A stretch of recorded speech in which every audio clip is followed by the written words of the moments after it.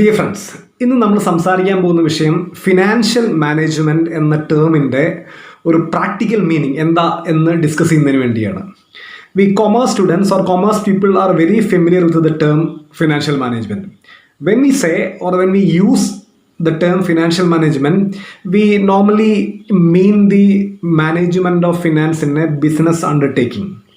If it is a management of finance of an individual or his family members, it is known as personal finance.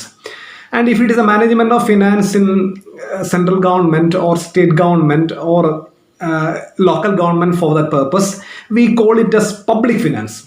But when commerce students say financial management, it is the management of finance in a business undertaking. Okay, so many definitions are there. ഈ ഡെഫിനിഷനിലേക്കാളും ഉപരിയായിട്ട് ഇതിൻ്റെ ഒരു practical meaning എന്താണെന്ന് മനസ്സിലാക്കുന്നതിന് നമുക്കൊരു balance sheet framework വളരെ അത്യാവശ്യമാണ്. നിങ്ങൾക്കെല്ലാം അറിയാം, ബാലൻസ് ഷീറ്റ് എന്താണെന്നുള്ള കാര്യങ്ങളൊക്കെ വ്യക്തമായിട്ട് അറിയാവുന്നതാണ്. ഒരു ബാലൻസ് ഷീറ്റിൻ്റെ ലയബിലിറ്റി സൈഡിലേക്ക് നിങ്ങൾ ആലോചിക്കുക. ലയബിലിറ്റി സൈഡിൽ എന്തെല്ലാം കാര്യങ്ങളാണ് ഉള്ളതെന്ന് അറിയാം. ഒരു ജോയിൻറ്റ് സ്റ്റോക്ക് കമ്പനി ആണെങ്കിൽ definitely equity share capital will be there, preference share capital can be there, reserve can be there, debentures long time ആയിട്ടുള്ള ഡിബഞ്ചേഴ്സ് അതിൻ്റെ അകത്ത് വരാം, ലോങ് ടൈം ലോൺ വരാം. ഇതെല്ലാം കൊണ്ട് long time source of fund ഉണ്ടാവും. അതുകൂടാണ്ട് ഷോർട്ട് ടൈം സോഴ്സ് ഓഫ് ഫണ്ടും ഉണ്ടാവും. ക്രെഡിറ്റേഴ്സ് വരാം, ബാങ്ക് ഓവർ ഡ്രാഫ്റ്റ് വരാം, ബിൽസ് പേബിൾ വരാം, ഔട്ട്സ്റ്റാൻഡിങ് എക്സ്പെൻസ് വരാം. അങ്ങനെയുള്ള പല ഷോർട്ട് ടൈം സോഴ്സസ് ഓഫ് ഫണ്ട്സും ഉണ്ട്.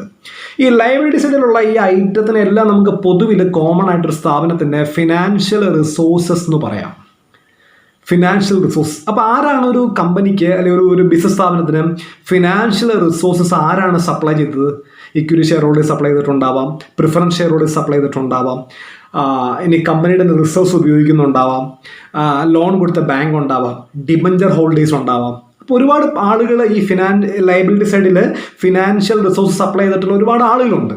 ഓക്കെ, അവർ എന്തിനാണ് ഫിനാൻസ് സപ്ലൈ ചെയ്തിരിക്കുന്നത്? അവർക്ക് റിട്ടേൺ വേണം. അപ്പോൾ അവർക്ക് കുറച്ച് നീഡ്സ് ഉണ്ട്, അവർക്ക് കുറച്ച് എക്സ്പെക്റ്റേഷൻസ് ഉണ്ട്.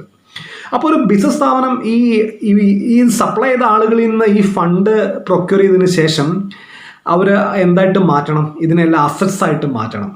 അപ്പോൾ ഈ അസറ്റ്സ് ആയിട്ട് നമുക്ക് പൊതുവിൽ economic resources of an organisation എന്ന് പറയാം. അപ്പോൾ ഫിനാൻഷ്യൽ റിസോഴ്സ് എന്തായിട്ട് മാറ്റണം? എക്കണോമിക് റിസോഴ്സായിട്ട് കൺവേർട്ട് ചെയ്യണം. ഇപ്പോൾ നമുക്കറിയാം, അസറ്റ് സൈഡിൽ നോൺ കറണ്ട് അസറ്റ്സും ഉണ്ട്, കറണ്ട് അസറ്റ്സും ഉണ്ട്. ഇപ്പോൾ building, machinery, land and building, motor car, ഇതെല്ലാം എന്താണ്? ലോങ് ടൈം അസറ്റ്സ് ആണ്. അതുകൂടാണ്ട് ഷോർട്ട് ടൈം അസറ്റ്സ് ആയിട്ടുള്ള സ്റ്റോക്ക്, ഡെറ്റേഴ്സ് ഉണ്ട്, ക്യാഷ് ഉണ്ട്. അങ്ങനെയുള്ള കുറേ ഷോർട്ട് ടൈം ആയിട്ടുള്ള അസറ്റ്സും ഉണ്ട്, ലോങ് ടൈം അസറ്റ്സും ഉണ്ട്. അപ്പോൾ ഇതാണ് ഒരു കമ്പനിയുടെ ബാലൻസ് ഷീറ്റിൻ്റെ വേറൊരു രീതിയിലുള്ള ഇൻ്റർപ്രിട്ടേഷൻ. ഫിനാൻഷ്യൽ റിസോഴ്സസും ഉണ്ട്, എക്കണോമിക് റിസോഴ്സും ഉണ്ട്.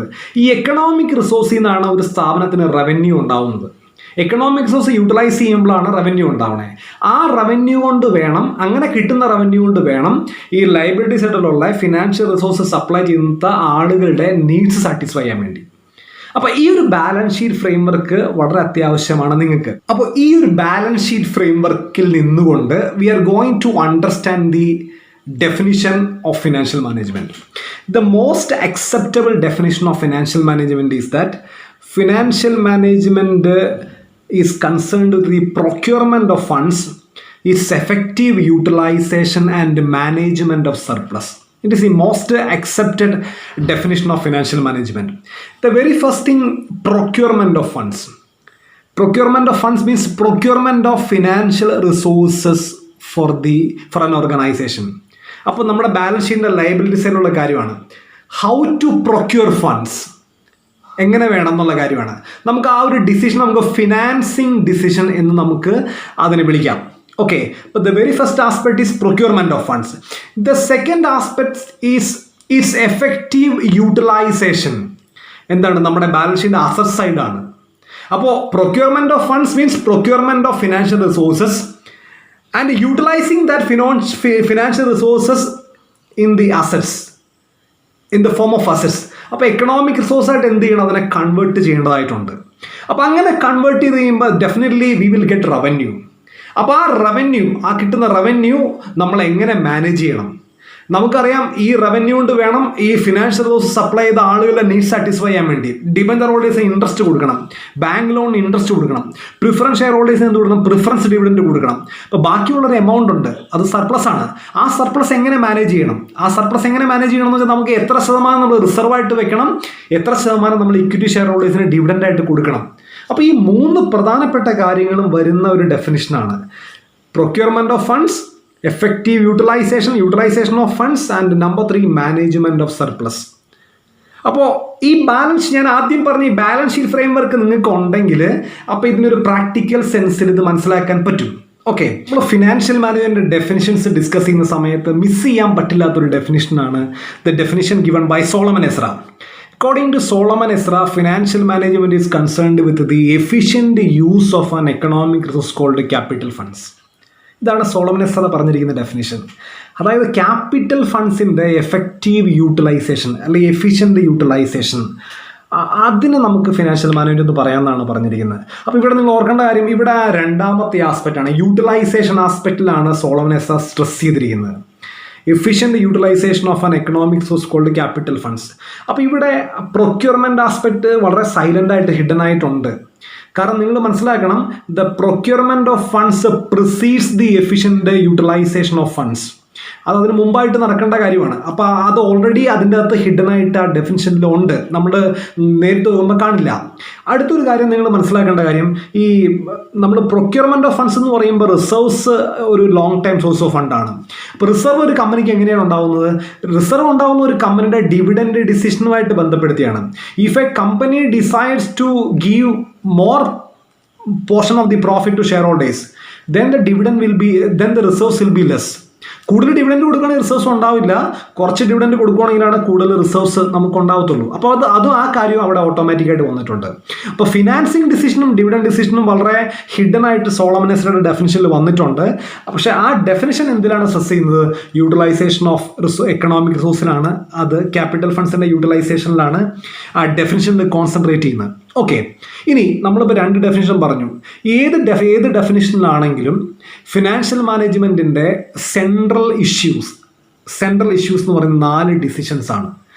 ഈ 4 ഡിസിഷൻസും നമ്മൾ ഈ മുമ്പ് പറഞ്ഞ 2 ഡെഫിനിഷനിലും വന്നിട്ടുണ്ട്. ഞാൻ ആദ്യം പറഞ്ഞ definition procurement of funds, effective utilisation and management of surplus. രണ്ടാമത് പറഞ്ഞ കാര്യം efficient use of an economic resource called capital funds. ഈ 2 ഡെഫിനിഷനിൽ നിന്നും കൂടെ നമുക്ക് എക്സ്ട്രാക്ട് ചെയ്തെടുക്കാവുന്ന ഫിനാൻഷ്യൽ മാനേജ്മെൻറ്റിലെ സെൻട്രൽ തീംസ് ആയിട്ടുള്ളത് 4 ഡിസിഷൻസ് ആണ്. നമ്പർ 1 ഫിനാൻസിങ് ഡിസിഷനാണ്. That means how to procure funds, from where to procure funds, that decision. Okay, number 2 investment decision, where to invest your funds. Number 2. Number 3 working capital management decision or short term investment decision, how to manage your working capital. നമ്മുടെ working capital പ്രോപ്പറായിട്ട് manage ചെയ്തില്ലെങ്കിൽ നമ്മുടെ day to day operations disrupted ആവും. അങ്ങനെ ഉണ്ടായാൽ നമുക്ക് മുമ്പോട്ട് പോകാൻ പറ്റില്ല. അപ്പോൾ അതിനെ സംബന്ധിച്ച് തീരുമാനം എടുക്കണം. അത് നമ്മുടെ ബാലൻസ് ഷീറ്റ് ഫ്രെയിം വർക്കിലുണ്ട്. നമുക്കറിയാം ബാലൻസ് ഷീറ്റിൽ ലയബിലിറ്റി സൈഡിൽ ബോട്ടം ആയിട്ട് എന്തുണ്ട്? കറണ്ട് ലയബിലിറ്റീസ് ഉണ്ട്.